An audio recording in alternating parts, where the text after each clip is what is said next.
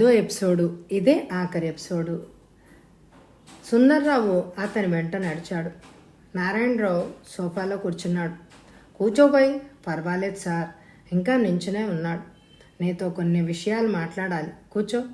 ఈ పర్యాయం కాస్తంత ఒత్తిడి చేయడంతో సుందర్రావు అతనికి అభిముఖంగా కూర్చోక తప్పింది కాదు. శశిరేఖ లోపలే నవ్వుకుంది. నారాయణ ఆమెకేసి చూసి, అమ్మాయి నువ్వు వెళ్ళి కాఫీ తీసుకురా అన్నాడు. శశిరేఖ వెళ్ళిపోయింది అక్కడి నుంచి. సుందర్రావు మౌనంగా కూర్చున్నాడు. ముళ్ళకంప మీద కూర్చున్నట్టే ఫీల్ అయ్యాడు. డాక్టర్ నారాయణ పట్ల అతనికి గల గౌరవ భావం వల్ల అటువంటి ఇబ్బంది అనుభవిస్తున్నాడేమో. ఆయన సమక్షంలో కూర్చునే అర్హత తనకి లేదేమోనన్న భయం ఓ పక్క అతన్ని అలా మార్చి ఉంటుంది. ఇప్పుడు చెప్పబోయ్, ఆనాడు నిన్ను వేరే ఇల్లు చూసుకోమంటే ఎకాయకి ఈ ఊరు నుంచే ఉడాయించావేంటి అన్నాడు నారాయణ. అప్పట్లో నాకు అదే సమంజసం అనిపించింది కదండి. నా కారణంగా మీరు మనస్తాపానికి గురి కావడం నాకు మనస్కరించలేదు. అందుకే ఆ నిర్ణయాన్ని తీసుకోవాల్సి వచ్చింది. మొహం దించుకుని అన్నాడు సుందర్రావు. డాక్టర్ నారాయణ మెల్లగా ఒక విశ్వాసం వదిలాడు. తన పట్ల సుందర్రావుకి గల గౌరవ అభిమానానికి లోపల హర్షించాడు. మనం అనేకం ఆలోచిస్తామోయ్, అయితే మనం ఆలోచించడమన్నీ కార్యరూపం దాల్చవు. దాన్నే మనం దురదృష్టం అనే పేరుతో పేర్కొంటాం. ఆ దురదృష్టమే నన్ను వెంటాడింది. రామారావుని అల్లుడిగా చేసుకోవాలి అని అనుకున్నాను. రామారావు కూడా మా అమ్మాయిని చేపట్టాలన్న సంకల్పమే ఉండేది. నా అభిప్రాయానికి అతడు సంకల్పం జోడై పటిష్టమైంది. అదే సమయంలో రామారావు చెప్పాడు, శశిరేఖ నువ్వంటే అభిమానం కనపరుస్తోందని. నిజానికి నువ్వంటే నాకెంతో జాలి, అభిమానం ఉన్నాయి. కానీ నేను వాంఛించేది నా అల్లుడు ఒక సామాన్యుడు కాకూడదు. నా అంతస్తు దృష్ట్యా రామారావే తగినవాడు. అందుకే నిన్ను మరో ఇల్లు చూసుకో అన్నాను. కానీ విధి మరోలాగా ఉందోయ్. నా ఆశ, అభిమతం వేరువేరు లేదు. రామారావుని వివాహం చేసుకోవడం ఇష్టం లేదని తన మనసులో మాట స్పష్టంగా అతనితో చెప్పేసింది శశి. దీంతో రామారావు అభిమానం, వ్యక్తిత్వం దెబ్బతిన్నాయి. అది సహజమే. మరి నా ప్రయత్నంలో నేనే ఓడిపోయాను. చివరికి నాకు అనిపించింది, అమ్మాయి సుఖ సంతోషాల కంటే నాకు కావాల్సింది ఏముంది అని. నా తొందరపాటుకి జీవితాంతం ఆమె బాధపడ్డం నాకు మాత్రం ఆనందం కలిగిస్తుందా? అందుకే నా ఓటమిని అంగీకరిస్తూ మనసు మార్చుకున్నాను.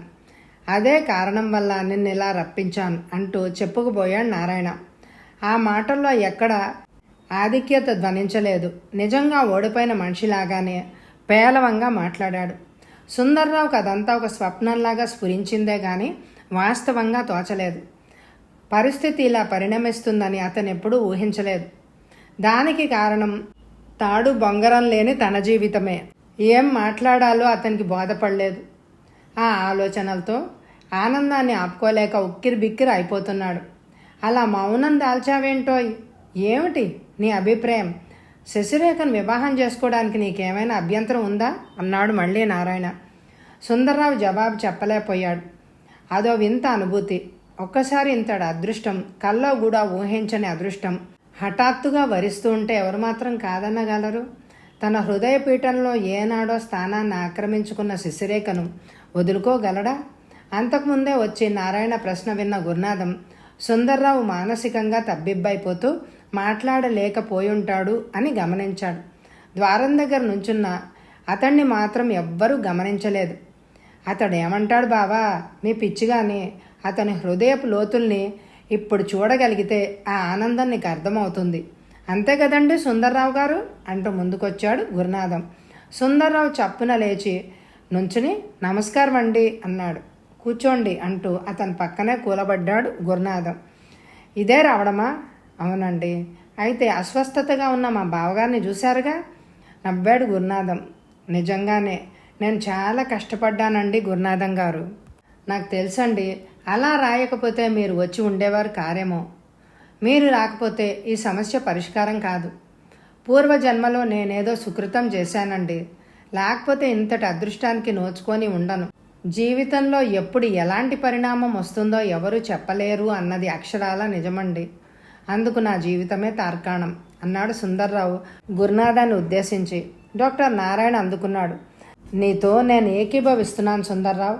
ముఖ్యంగా వివాహాల విషయంలో ఇది శిలాక్షరాలు లాంటిది సత్యం. Marriages are made in heaven అన్న విషయం ఇప్పుడు నమ్మక తప్పదు. బ్రహ్మదేవుడే మొదటే నిర్ణయం ఇచ్చేస్తాడులాగా ఉంది. అందుకు నిదర్శనంగా మీరు ఇరువురి విషయంలో తీసుకోవచ్చు.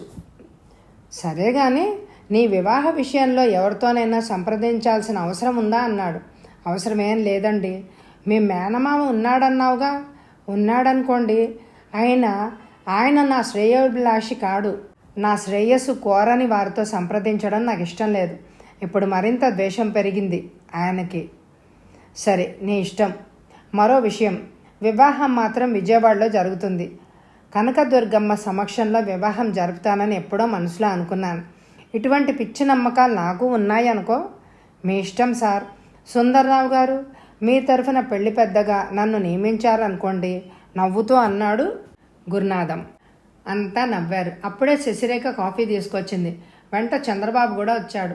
చంద్రబాబే అందరికీ కాఫీ అందించాడు. ఏమో చంద్రం, ఇప్పటి నుంచే బావకి కాఫీ అందిస్తున్నావా? నవ్వుతూ అన్నాడు గురునాథం. బావా? ఆశ్చర్యపోయాడెందుకో చంద్రబాబు. అవునరా, ఇంతవరకు మాస్టర్గా ఉంటూ వచ్చిన సుందర్రావు గారు ఇక మీదట మీకు బావగారే తెలుసా అన్నాడు శశిరేఖ కేసి వారగా చూస్తూ. శశిరేఖ అక్కడి నుంచి సిగ్గుతో చెరచెరా వెళ్ళిపోయింది. చంద్రబాబు ఆశ్చర్యంగా చూస్తూ ఉండిపోయాడు. గురునాథం, నారాయణ ఒకరినొకరు చూసుకుంటూ ముసిముసి నవ్వులు నవ్వుకున్నారు. ఆ రోజు శనివారం. క్రితం రోజు సాయంత్రమే విశాఖ నుంచి తిరిగి వచ్చాడు సుందర్రావు. సెలవు ఉంది కాబట్టి ఉదయం ఆఫీస్కి వెళ్ళడం మానేసి నేరుగా కేశవమూర్తి ఇంటికి బయలుదేరాడు. సుందర్రావుని చూస్తూనే మందహాసంతో ఆహ్వానించాడు కేశవమూర్తి. రావోయ్ సుందర్రావు అంటూ. నమస్కారం సార్ అన్నాడు సుందర్రావు. నమస్కారం, కూర్చో. ఇవాళ్లే నేను మద్రాసు నుంచి వచ్చాను. నువ్వు ఊళ్ళో లేవట కదా. మా స్నేహితుడు మొన్న సాయంత్రం చెప్పాళ్లే, సెలవు తీసుకున్నావట కదా. ఏమిటి సంగతి? అవునండి, 4 రోజులు సెలవు పెట్టి వెళ్ళాను. డాక్టర్ నారాయణ గారికి అస్వస్థతగా ఉందని, ఆయన నన్ను చూడాలని కోరుతున్నారని ఉత్తరం రాశారు గురునాథం గారు. నారాయణ గారి బావమరిదిలేండి ఆయన. నా మనసు కలవరపడింది. ఆయన్ని చూడకుండా నేను మాత్రం ఎట్లా ఉండగలను చెప్పండి. వెంటనే బయలుదేరాను అన్నాడు సుందర్రావు. ఓ అలాగా, అయితే ఆయనకి ఇప్పుడు ఎలా ఉంది? బాగుందా? ఆసక్తిగా అడిగాడు కేశవమూర్తి. సుందర్రావు ఒక చిరునవ్వు నవ్వాడు. చూసారా, మీరు నమ్మేశారు. అంటే అది కట్టు కదా. అవునండి, నారాయణ గారికి ఏ అస్వస్థత లేదు. అయితే మరి ఎందుకెలా రాసినట్టు? అసలు విషయం ఏమిటో అర్థం కాక అడిగాడు కేశవమూర్తి. అదే నేను మొదట ఆశ్చర్యపోయానండి. నారాయణ గారిని చూసిన తర్వాత తెలిసింది. ఏమిటది? వాళ్ళ అమ్మాయి గురించి. ఆ రోజు నీరజ్ గారు చెప్పడం విన్నారుగా. అవును విన్నాను. అయితే ఆమెను నాకిచ్చి వివాహం చేయడానికి అంగీకరిస్తూ నా అభిప్రాయం ఏమిటో తెలుసుకోవాలని రప్పించారట. మొహం దించుకొని బిడియపడుతూ చెప్పాడు సుందర్రావు. మరి నువ్వేమన్నా? నవ్వుతూ అడిగాడు కేశవమూర్తి. ఏమంటాను సార్, నా అదృష్టాన్ని తిరస్కరించగలనా చెప్పండి? మురిసిపోతూ అన్నాడు సుందర్రావు. చాలా అదృష్టవంతుడు బోయ్. అయితే పెళ్లి నిశ్చయమైందన్నమాటే. అయినట్టేనండి. ఈ వివాహం వెంటనే జరిగిపోవాలని పట్టుబట్టారు నారాయణ గారు. ఇక్కడే కనకదుర్గమ్మ ఆలయంలో వివాహం చేయాలని ఎప్పుడూ అనుకున్నారట. అంచేత రేపు ఇక్కడికి వస్తున్నారు వాళ్ళంతా. ఓ ఐసి, అన్నీ స్థిరపరుచుకుని వచ్చేసావన్నమాట. గట్టికుడివేనోయ్. మరి నువ్వేమీ ఏర్పాట్లు చేయలేదే? నేనేం స్థిరపరచలేదండి. నారాయణ గారే ఏమేమో చెప్పుకుపోయారు. నేను సంతోషం పట్టలేక ఉక్కిరి బిక్కిరి అయిపోయి మాట్లాడలేకపోయాను. ఇంకా ఏర్పాట్లు అంటారా? నాకేం బాధ్యత లేదు, అంతా వాళ్ళదే. అదృష్టం అంటే ఇలా ఉండాలోయ్. చాలా సంతోషం అంటూ నీరజ ఇలా ఒకసారి రామ్మ అని కేకేశాడు. నీరజ క్షణంలో వచ్చేసింది. ఏమిటన్నయ్య అంటూ వస్తూనే సుందర్రావుని చూసి, మీరా సుందర్రావు గారు, ఈ మధ్య నల్లపూస అయిపోయారే అంది నవ్వుతూ. సుందర్రావు చెప్పేంతలో కేశవమూర్తి గారే అందుకున్నాడు. ఇప్పుడు ఏమైంది నీరజ? పెళ్ళయ్యాక చూడు అసలు అగిపించడు నవ్వుతూ అన్నాడు. అలాగా, వధువు ఎవరో తెలుసుకోవచ్చునా అండి సుందర్రావు గారు? మంచి దానివే నీరజ. అసలే అతడు సిగ్గుతో ముడుచుకుపోతుంటే వధువు పేరేంటమ్మా చెప్పవేంటి? ఇంకెవరు? డాక్టర్ నారాయణ గారు అమ్మాయి అన్నాడు కేశవమూర్తి. నిజంగానా? అదో నమ్మలేని విషయంలా క్షణం నివ్వరబోయింది నీరజ. అవునండి జవాబిచ్చాడు సుందర్రావు. చివరికి సాధించారన్నమాట. చాలా అదృష్టవంతులండి అంది నీరజ. అప్పుడే లోపల నుంచి వచ్చిన రామారావు, కంగ్రాచ్యులేషన్స్ సుందర్రావు గారు అన్నాడు. డాక్టర్ రామారావుని చూస్తేనే నిర్ఘాంతపోయాడు సుందర్రావు. మీరా? కళ్ళప్పగించి అతనికేసి చూస్తూ ఉండిపోయాడు. రామారావు మందహాసం చేశాడు. మీకు ఆశ్చర్యంగా ఉంది కదూ? హఠాత్తుగా నేను ఇక్కడ అగుపించడం ఆశ్చర్యంగానే ఉంటుంది మరిలేండి. నేను నీరజ చట్టరీత్యా వివాహం చేసుకున్నాం అన్నాడు రామారావు. సుందర్రావుకు ఆశ్చర్యంతో పాటు ఆనందం కూడా కలిగింది. రామారావు నీరజను వివాహం చేసుకుంటాడని అతడు ఎప్పుడూ ఊహించలేదు. తను శశిరేఖను చేపడతాడని ఇతరులు అనుకున్నట్టుగానే ఏ జన్మలోని అనుబంధాలో ఇవి అని అనుకున్నాడు. ఆలస్యమైన నా అభినందనలు అందుకోండి రామారావు గారు అంటూ రామారావుతో చేయి కలిపాడు. థ్యాంక్స్ అన్నాడు రామారావు. బై రేపు సాయంత్రం మీరందరూ మా ఇంటికి తేనేటి విందుకు రావాలి మూర్తిగారు అన్నాడు సుందర్రావు. అదేమిటో పెళ్లి కాకముందే పార్టీ ఏమిటి? కేశవమూర్తి ప్రశ్నించాడు. నా పెళ్లికి ఈ తేనేటి విందుకి ఏమీ సంబంధం లేదు సార్. మా మేనమామ కూతుర్ని ఈ ఊరే ఇచ్చారట. మా మామయ్య కనిపించి చెప్పాడు. వాళ్ళని ఆహ్వానించాను. ఈ పాటికి కృతజ్ఞత అయినా చూపించాలి కదా మరి. అలాగే లేబోయ్, వస్తాం తప్పకుండా. రామారావు గారు, మీకు ప్రత్యేకించి చెప్పనవసరం లేదనుకుంటాను. మీ నూతన దంపతులకు నా తరఫున ఇచ్చే చిన్న విందును తీసుకోండి నవ్వుతూ అన్నాడు సుందర్రావు. అంతగా చెప్పనవసరం లేదండి సుందర్రావు గారు, తప్పకుండా వస్తాం. విందుకు రమ్మంటే వెనకంజ వేసేవాళ్ళు ఎవరండి ఈ రోజుల్లో? నవ్వాడు రామారావు. మరి నేను వెళ్ళొస్తాను సార్ కేశవమూర్తిని ఉద్దేశించి అంటూ లేచాడు సుందర్రావు. కూర్చోండి, కాఫీ తీసుకోకుండా వెళ్ళిపోవడానికి వీల్లేదు శాసించినట్టుగా అంటూ లోపలికి వెళ్ళింది నీరజ. రామారావు కుర్చీ తీసుకొని కూర్చున్నాడు. రేపటి విందుకు మీ మావయ్య కూడా వస్తున్నాడా అడిగాడు కేశవమూర్తి. ఆయన లేకుండానా? అల్లుడి గురించి ఒకటే పొగడతల స్తోత్రం చదివేస్తున్నాడు. తన కూతురు లాంటి అదృష్టవంతురాలు ఈ ప్రపంచంలో మరెవ్వరు ఉండరనే ఆయన ఉద్దేశం. రేపు చూస్తారుగా ఆయన ధోరణి. అయితే నీ పెళ్లి విషయం చెప్పావా? లేదండి, నేను ఊరి నుంచి తిరిగి వచ్చాక ఆయన్ని కలవలేదు. రేపు ఎలాగో చెప్పక తప్పదు కదా. విన్నాక బహుశా ఆయనలో ద్వేషం ద్విగుణీకృతం అవుతుందేమో. దానివల్ల నాకేం నష్టం లేదు కదా సార్. నీరజ కాఫీలు తీసుకుని అందించింది. కాఫీ తీసుకున్నాక సుందర్రావు నిష్క్రమించాడు అక్కడి నుంచి. ఆదివారం ఉదయం డాక్టర్ నారాయణ, గురునాథం, శశిరేఖ, చంద్రబాబు విజయవాడ చేరుకున్నారు. వారు నేరుగా కేశవమూర్తి ఇంటికే వెళ్లారు. వారి రాకకు కేశవమూర్తి, నీరజ ఎంతగానో ఆనందించారు. డాక్టర్ రామారావుని ఆ ఇంట్లో చూసి మొదట్లో విస్తుపోయి తర్వాత వివరాలన్నీ తెలుసుకుని సంతోషించాడు డాక్టర్ నారాయణ. చాలా సంతోషం రామారావు, మనస్ఫూర్తిగా మీ ఇద్దరిని ఆశీర్వదిస్తున్నాను అన్నాడు డాక్టర్ నారాయణ. థ్యాంక్స్ సార్, కృతజ్ఞత తెలుపుకున్నాడు రామారావు. డాక్టర్ గారు, మీరు మా ఇల్లు పావనం చేసినందుకు నాకెంతో సంతోషంగా ఉందండి అన్నాడు కేశవమూర్తి. ఇంతకు ముందే మీకు మాట ఇచ్చాను కదండి, ఈ ఊరు వస్తే తప్పకుండా మీ ఇంట్లోనే దిగుతానని. మాట నిలబెట్టుకున్నానా మరి? నవ్వుతూ అన్నాడు డాక్టర్ నారాయణ. నిలబెట్టుకున్నారు సార్ మందహాసంతో అన్నాడు కేశవమూర్తి. ఇది నా గొప్పతనం కాదోయ్, పరిస్థితుల ప్రభావం. విజయవాడలో నాకు బంధువులు లేకపోలేదు. అయితేనే సుందర్రావు ఇంటికి దగ్గరగా ఉంటుందని ఇక్కడ దిగాక తప్పలేదు. అదీ కాకుండా మీకు మాట ఇచ్చిన వైనం కూడా గుర్తుంది కనుక దిగేశాం. అయినా మన చేతుల్లో ఏముంది మూర్తి గారు, అంతా విధి విలాసమే. చివరికి వేదాంతంలోకి దిగిపోయాడు నారాయణ. అది నిజమేననుకోండి ముక్తసరిగా అన్నాడు కేశవమూర్తి. నమస్కారం సార్ అంటూ వచ్చాడు సుందర్రావు. నమస్కారం రావోయ్, ఇప్పుడే మేము వచ్చాంలే ముసిముసి నవ్వుతో అన్నాడు డాక్టర్ నారాయణ. కూర్చో సుందర్రావు కేశవమూర్తి అన్నాడు. పర్వాలేదులండి, నాకు బోర్లేడని పనులున్నాయి. మీకు తెలిసిందేగా, కూర్చోడానికి వ్యవధి లేదు. ఓ అవును కదూ, ఈ ఏర్పాట్లన్నీ చేస్తున్నామన్నమాట.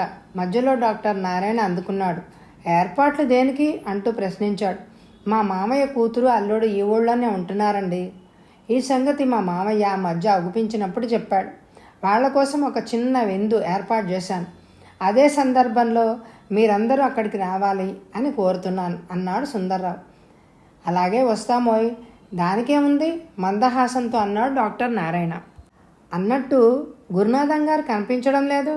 వచ్చాడు లేబోయ్, అతడు రాకుండానా బయటికి వెళ్ళినట్టున్నాడు. మరి నాకు సెలవు ఇప్పించండి సార్ అన్నాడు సుందర్రావు. మంచిది, వెళ్ళబోయ్. సుందర్రావు ఉత్సాహంగా నిష్క్రమించాడు. సాయంత్రం వచ్చేయండి సార్ అని మరోసారి హెచ్చరిస్తూ, డాక్టర్ గారు, మీ అమ్మాయి చాలా అదృష్టవంతురాలండి. సుందర్రావు మణిపూస లాంటివాడు అన్నాడు కేశవమూర్తి డాక్టర్ నారాయణను ఉద్దేశించి. నిజం మూర్తి గారు, అందుకే నేను అంగీకరించాను ఈ పెళ్లికి. ఇందాక నేను చెప్పానే, మన చేతుల్లో ఏముంది చెప్పండి? విధి చేతుల్లో కీలుబొమ్మలమే మనమంతా. మన ప్రయత్నాలు కేవలం మన తృప్తి కోసమే, ఫలితాలు విధి నిర్ణీతాలు. ఈ అభిప్రాయమే నన్ను ముందుకు నడిపించింది. మీ అభిప్రాయంతో నేను ఏకీభవిస్తాను డాక్టర్ గారు. లేకపోతే మా చెల్లాయి నీరజ పెళ్ళి డాక్టర్ రామారావుతో జరుగుతుందని ఎప్పుడైనా నేను మాత్రం ఊహించానా? అవునా మరి? అందుకే అంటారండి, స్వర్గంలోనే పెళ్ళిళ్ళు జరుగుతాయని. మీరు ఎన్ని ప్రయత్నాలు చేయండి, విధి నిర్ణయానికి విరుద్ధంగా జరగడానికి వీల్లేదు. నీరజ కాఫీ తీసుకొచ్చింది. వాళ్ళ ప్రస్తావన ఆగిపోయింది. సుందర్రావు తన గదిలో కుర్చీలు వేయించాడు. తేనేటి విందుకు అన్ని ఏర్పాట్లు చేశాడు. సాయంత్రం 4:30 కావస్తోంది. సీతాపతి, అతని భార్య కూతురు సునంద, అల్లుడు శేఖరం వచ్చారు. వాళ్ళని ఆప్యాయంగా ఆహ్వానించాడు. సీతాపతి సుందర్రావుని అల్లుడికి పరిచయం చేశాడు. వాళ్ళు చిరునవ్వుతో పరస్పరం చేతులు కలిపారు. కూర్చోండి శేఖర్ గారు అన్నాడు సుందర్రావు. శేఖరం, సీతాపతి కుర్చీలో కూర్చున్నారు. సునంద వాళ్ళమ్మ చేపల మీద కూర్చున్నారు. శేఖరం ఏమిటేమిటో చెప్పుకుపోతున్నాడు ఉపన్యాస ధోరణిలో. ఈ విశాల విశ్వంలో అతనికి తెలియని విషయం అంటూ లేనట్టుగా ఉన్నాయి అతని మాటలు. సునంద మౌనంగా కూర్చుంది. సీతాపతి అల్లుడికేసి చూస్తూ అతని మాటలు వింటూ మురిసిపోతూ ముసిముసి నవ్వులు నవ్వుకుంటున్నాడు. సుందర్రావు నిస్సహాయ శ్రోతలాగా ఉన్నాడు. మరి కాసేపటికి డాక్టర్ నారాయణ, కేశవమూర్తి, అతని భార్య గురునాథం, డాక్టర్ రామారావు, నీరజ, శశిరేఖ, చంద్రబాబు వచ్చారు. వాళ్ళని చూస్తూనే కాస్తంత రిలీఫ్ వచ్చిన వాడిలాగా లేచి వెళ్ళి ఆప్యాయంగా లోపలికి తీసుకొచ్చాడు సుందర్రావు. నీరజ లోపలికి అడుగు పెడుతూనే శేఖరాన్ని చూసి విస్తుపోయింది. ఆమె మొహం హఠాత్తుగా రంగులు మార్చుకుని రాగ రంజితమైంది. క్రోధంతో ఆమె గుండెలు మండిపోతున్నాయి. శేఖరం కూడా ఆమె చూడడంతో కంగారు పడ్డాడు. పెరిగితనం చోటు చేసుకున్న అతని హృదయం విపరీతంగా కొట్టుకోసాగింది. నీరజ కేసి చూడ్డానికి ధైర్యం చాలక మొహం దించుకున్నాడు. నీరజకి గతం గుర్తుకొచ్చింది. మనసారా ప్రేమిస్తున్నానని, పెళ్లి చేసుకుంటానని నమ్మించి లేవదీసుకుపోయిన శేఖరం తనని ఎట్లా మోసగించింది కళ్లకు కట్టినట్టు జ్ఞాపకం వచ్చింది. ఆమెలో ఉద్రేకం ఉరకలు వేసింది. నలుగురి సమక్షంలో అతనిని నీచాన్ని బయటపెట్టి నిజస్వరూపాన్ని వ్యక్తం చెయ్యాలి అని అనుకుంది. కానీ దూరంగా ఆలోచిస్తే పర్యవసానం తననే వెక్కిరిస్తుందేమోనన్న సందేహం కలిగింది. తన గత జీవితం తన వాళ్ళందరికీ తెలిసిందే అయినా దాన్ని మరింత స్పష్టంగా వాళ్ల ముందుంచడం ఇష్టం లేకపోయింది. అందుకే మౌనంగా ఊరుకుంది. కానీ ఆమె కళ్ళు మాత్రం శేఖరం కేసి నిప్పుల వర్షం కురిపిస్తూ ఉండడం అప్పుడప్పుడు బితుకుగా చూస్తున్న శేఖరం ఒక్కడికే తెలుసు. అతనిలో తుఫాను చెలరేగింది. క్షమించరాని తప్పేదో చేసినట్టు అతని మొహం పాలిపోయింది. సుందర్రావు తన మేనమామను, అతడి కూతుర్ని, అల్లుడిని మిగతా వారికి పరిచయం చేశాడు. శేఖరం ఉన్నట్టుండి ముభావంగా మారిపోవడం అతన్ని చూసి గర్విస్తున్న సీతాపతికి నిరుత్సాహం కలిగించిందంటే అసత్యం కాదు. అందుకు కారణమేదో అతను ఊహించుకోలేకపోయాడు. శేఖరంలో కలిగిన ఈ మార్పును సుందర్రావు పసిగట్టగలిగాడు.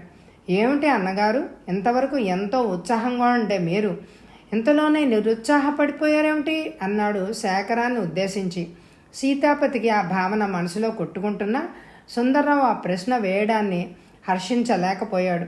తన అల్లుణ్ణి తద్వారా తనని కించపరచాలన్న ఉద్దేశంతోనే సుందర్రావు అలా ప్రశ్నించాడన్న అపోహ కలిగింది అతనికి. ఒరే సుందరం, అది నిరుత్సాహం కాదురా, పెద్దల సమక్షంలో ఆ పాటి అనుకో ఉండాలి మరి అన్నాడు సమర్థిస్తూ. సుందర్రావు మెల్లగా నవ్వుకున్నాడు. ఉపేక్షించకుండా అందరికీ టిఫిను, టీ అందజేశాడు. టీ తీసుకోవడం ముగించాక డాక్టర్ నారాయణ సీతాపతిని ఉద్దేశించి అన్నాడు, సీతాపతి గారు, సుందర్రావు మేనమామ మీరు. మీలో మీకు ఎటువంటి అభిప్రాయ భేదాలున్నా పెద్దవారు కాబట్టి మీతో అతడి వివాహ విషయం చెప్పడం సబబు అంటూ ఉంటే సీతాపతి ఆశ్చర్యంతో అడ్డొచ్చాడు. ఏమిటి, సుందర్రావుకి వివాహమా అన్నాడు కళ్ళెంత చేసుకుని. అవునండి, మా అమ్మాయి ఇదిగో ఈమెనిచ్చి అతడికి వివాహం చేస్తున్నాం. ఎల్లుండి ఉదయం 8 గంటలకి కనకదుర్గ ఆలయంలో వివాహం జరపబడుతుంది. మీరు కూడా కుటుంబ సమేతంగా విచ్చేసి వధూవరుని ఆశీర్వదించాలి అని అన్నాడు. సీతాపతి విస్తుపోవడమే కాకుండా అసూయతో ద్వేషంతో స్తంభించిపోయాడు ఒక క్షణం సేపు. అతనికి కళ్ళు తిరిగినట్టుగా అంది. పసిడి బొమ్మలా ఉన్న శశిరేఖ ఎదురుగా ఉంది. ఆమె ముందు తన కూతురు అన్ని విధాలా బలాదూరే. అటువంటి శశిరేఖ సుందర్రావుకి భార్య కావడమా? అదో స్వప్నంలాగా తోచింది ఆయనకి. కానీ యథార్థం అవుతుండగా ఎట్లా స్వప్నము అని అనుకోగలడు? డాక్టర్ నారాయణ వైపు చూస్తే అతని వేషభాషలే చెప్తున్నాయి. అటువంటి వానికి అల్లుడా, ఎంత అదృష్టవంతుడు సుందర్రావు.